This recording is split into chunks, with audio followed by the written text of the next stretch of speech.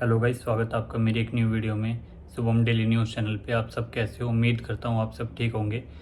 तो आज हम इस वीडियो में जो बात करेंगे, जो हमारा टॉपिक होगा, न्यूज़ होगी, वो इज़राइल और ईरान के बीच में जो अभी वॉर चल रहा है उस बारे में बात करेंगे।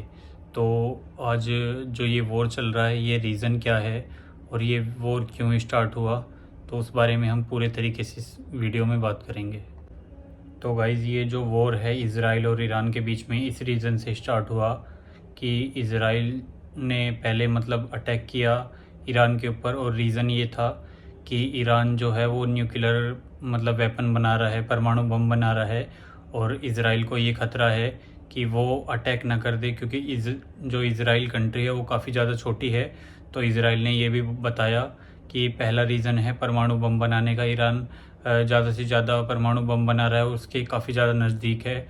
और दूसरा उन्होंने ये बोला कि वो किसी भी देश पर, जो छोटे देश पर हमला कर सकता है, उसका रीज़न ये है जो ईरान के ऊपर अटैक किया है इज़राइल ने। और तीसरा रीज़न उन्होंने ये बताया कि ये हमारे को ही खतरा नहीं है, ये पूरी दुनिया को ही खतरा है। वो किसी पर भी परमाणु बम हमला कर सकता है, तो उससे काफ़ी ज़्यादा नुकसान होगा आने वाली पीढ़ियों को भी। उस रीज़न से ये वॉर स्टार्ट हुआ। और पहले इज़राइल ने ईरान के ऊपर जो हमला किया या अटैक किया, और जो ये ऑपरेशन है या वॉर, दोनों देश के बीच में जो कॉन्फ्लिक्ट है, संघर्ष से बढ़कर अब 7वां दिन है, 1 वीक पूरा होने वाला है। तो ये वॉर बढ़ता बढ़ता अब इज़राइल ने भी ठान लिया है कि वो बैकआउट नहीं करेगा, और ईरान ने भी आगाज़ कर दिया है एक तरीके से कि हम भी पीछे नहीं हटेंगे, ना ही कोई सरेंडर करेंगे। तो ईरान ने भी बोल दिया है कि हम कोई सरेंडर नहीं करेंगे, ना अमेरिका के सामने, ना इज़राइल के सामने।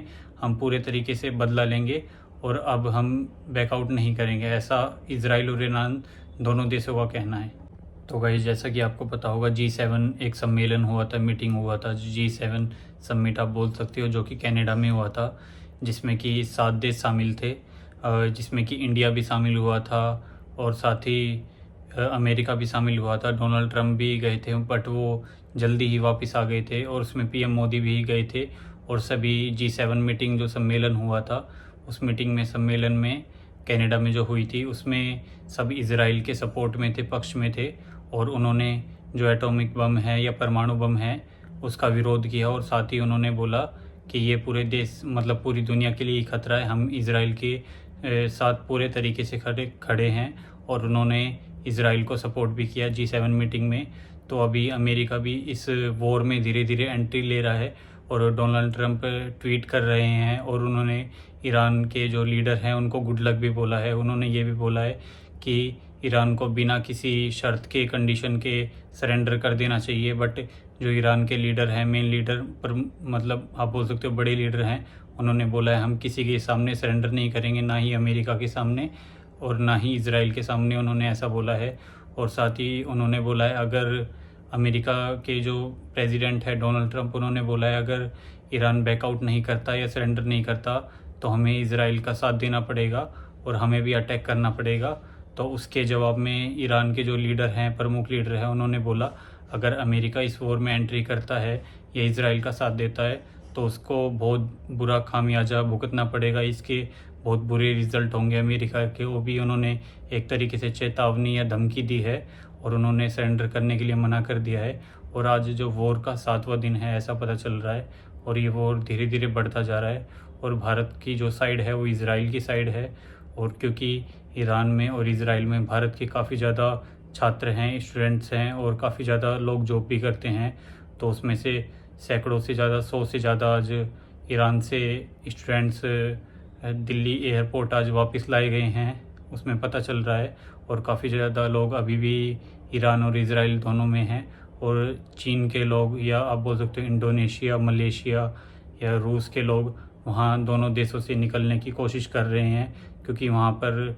और दूसरे ये भी खबर आ रही है जिसमें पता चल रहा है, जो अमेरिका के प्रेसिडेंट है, उन्होंने ईरान की जो कैपिटल है तेहरान, वहाँ के लोगों को आगाह किया है, एक तरीके से इंफॉर्मेशन दी है, सुझाव दिया है कि तेहरान को जल्द से जल्द तेहरान में जो भी लोग मौजूद हैं उनको सेफ जगह पे चला जाना चाहिए, क्योंकि इज़राइल कभी भी ईरान की जो कैपिटल है या राजधानी है उस पर अटैक कर सकता है। तो जब से अमेरिका के प्रेसिडेंट ने बोला है, तेहरान के लोग वहाँ से निकलने की कोशिश कर रहे हैं, और काफ़ी ज़्यादा वहाँ पर भीड़ भी लगती जा रही है ऑन रोड पर। और जब से काफ़ी ज़्यादा मतलब वहाँ पे लोग जागरूक हुए हैं और तेहरान को लोग खाली करने की कोशिश कर रहे हैं, क्योंकि इजराइल कभी भी अटैक कर सकता है। और आज ही ये खबर ही आ रही है जैसे कि मैं वीडियो बना रहा हूँ कि ईरान ने आज इजराइल के हॉस्पिटल पे हमला किया है, जो कि काफ़ी बड़ा हॉस्पिटल था। और दूसरी खबर ये भी आ रही है कि नॉर्मल जो सिविल एरिया है, जो रेजिडेंशियल एरिया है, रिहायशी इलाके हैं, उनमें भी हमला किया है, जिसमें कि 50 से ज़्यादा लोग घायल बताए जा रहे हैं, ऐसी भी खबर आ रही है। और जो एरिया है तेल अवीव करके इजराइल में, वहाँ पर हमला किया है। और इजराइल ने भी पूरे तरीके से उनका जवाब देते हुए उनको मतलब एक बुरे तरीके से जवाब दिया है। और साथ ही ईरान के भी काफ़ी लोगों की जान गई है इसमें।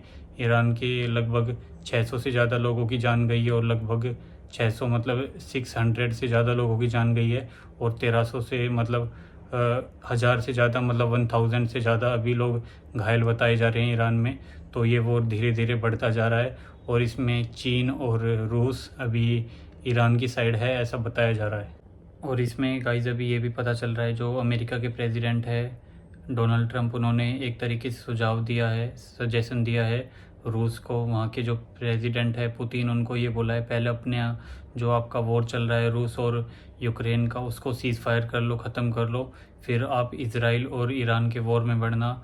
और साथ ही अमेरिका के जो प्रेसिडेंट हैं, उन्होंने लड़ाकू विमान भी भेजे हैं वहाँ पर ईरान में देख रेख करने के लिए, ऐसा भी पता चल रहा है। और उन्होंने ये भी बोला है कि जो ईरान के लीडर हैं उनका हमें पता है, मतलब वो कहाँ पर अभी छुपे हुए हैं, हम उनको मार सकते हैं बट नहीं मार रहे, हम कोशिश कर रहे हैं सरेंडर करने की, ईरान जल्दी से जल्दी सरेंडर कर दे, ऐसी खबर आ रही है, उन्होंने ये भी बोला है।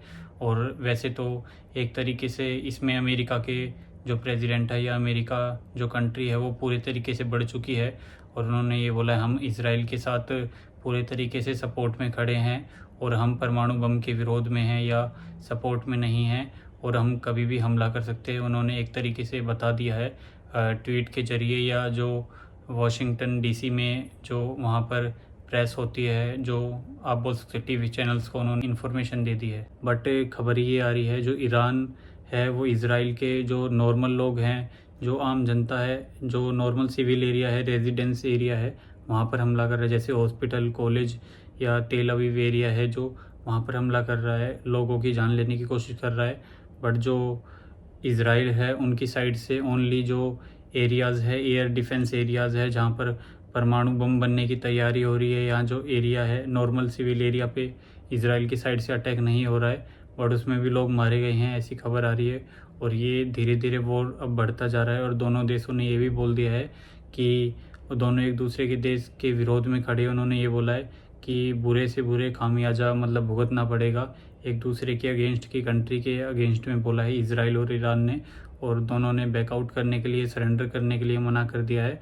और इसमें ट्रंप ने जब उनको ईरान को, इजराइल को मतलब ईरान को सुझाव दिया था या सजेशन दिया था कि आपको सरेंडर कर देना चाहिए बिना कंडीशन के, तो उन्होंने बोल दिया है कि अमेरिका को भी बुरा परिणाम मिल सकता है अगर, या रिज़ल्ट मिल सकता है अगर अमेरिका इसमें इजराइल का साथ देता है। तो ये वॉर अब धीरे धीरे बढ़ता जा रहा है।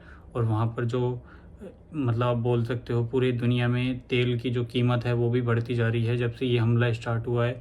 13 जून से ये खबर आ रही है, जब से ये वॉर स्टार्ट हुआ है, दोनों देशों के बीच में संघर्ष ही स्टार्ट हुआ है, जब से तेल की कीमत भी काफ़ी ज़्यादा बढ़ती जा रही है। और इसमें पूरी दुनिया पे ही, क्योंकि सब मतलब काफ़ी ज़्यादा तेल ईरान से भी सप्लाई होता है काफ़ी ज़्यादा कंट्रियों में, तो उसमें भारत भी है। और साथ ही जो पाकिस्तान है, उन्होंने मुस्लिम कंट्री को एकजुट होने के लिए बोला है कि जो भी मुस्लिम कंट्री है उनको एक साथ आना चाहिए और ईरान का साथ देना चाहिए।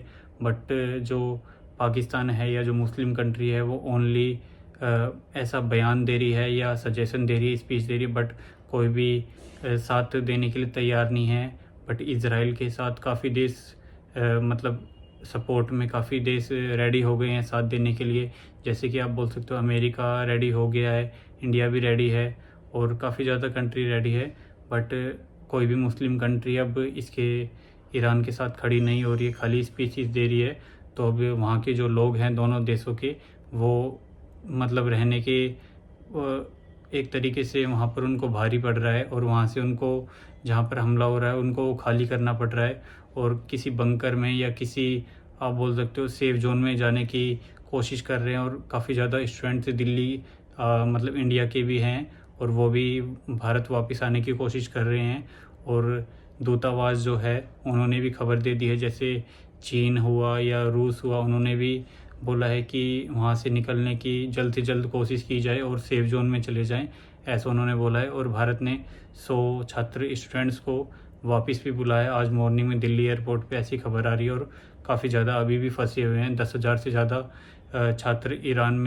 और गाइस इस न्यूज़ के बारे में या जो ये वॉर चल रहा है ईरान और इजराइल के बीच में, अगर इसमें कोई और अपडेट आता है तो मैं आपको इसी न्यूज़ चैनल पे दे दूंगा।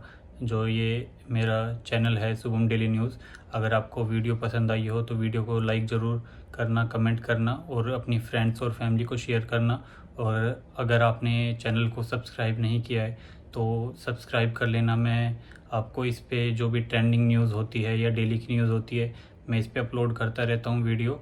और आपसे मिलते हैं एक न्यू वीडियो में हॉट ट्रेंडिंग जो न्यूज़ होगी।